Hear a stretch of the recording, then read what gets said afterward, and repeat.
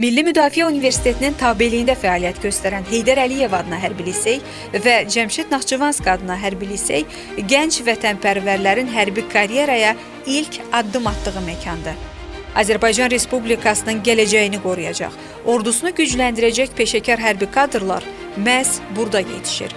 Hərbi liseylərdə kursantlar yalnız təhsil almır, həm də vətənə sədaqət, intizam, liderlik kimi dəyərləri mənimsəyirlər. Liseylər texniki baxımdan tam təmin olunub. İxtisaslaşdırılmış laboratoriyalarda kursantlar nəzəri biliklərini praktika ilə möhkəmləndirir, müasir texnologiyalarla təchiz olunmuş informatika siniflərində elmi və texniki biliklərə yiyələnirlər. Yüksək ixtisaslı müəllim heyəti və fərdi yanaşma hərbi liseylərin əsas üstünlüklərindəndir.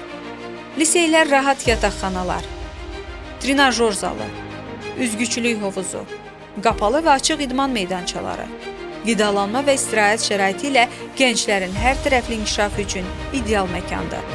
Hərbi liseyə qəbul olunmuş kursantlara dövlət tərəfindən birdəfəlik 300 manat məbləğində ödəmə, həmçinin aylıq 50 manat məbləğində təqaüd, 100 manat məbləğində ailə üzvlərinə maddi yardım, 100 manat məbləğində hesabda yığılan ödəniş olmaqla ümumilikdə 250 manat məbləğində ödəmələr verilir.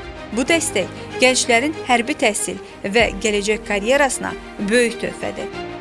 Əgər sən də vətəninə layiqli xidmət etmək, güclü və intizamlı bir mühitdə yetişmək, xalqın etibarını qazanmış bir zabit kimi formalaşmaq, peşəkar hərbi xidmətə doğru düzgün addım atmaq istəyirsənsə, yolun hərbi liseylərdən keçir. Elə indi hərbi liseylərə müraciət et, fəxr edəcəyin gələcəyi seç.